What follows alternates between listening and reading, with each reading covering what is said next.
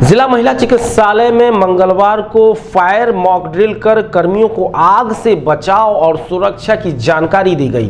Fire officer और leading fireman Afroz आलम खान और fireman Jitendra Kumar इस मौके पर मौजूद रहे।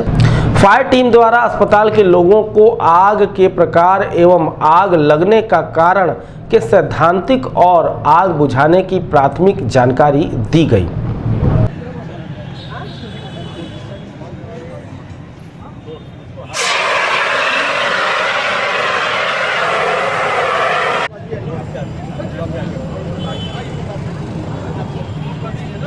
सर देखिएगा पीछे, देखिएगा।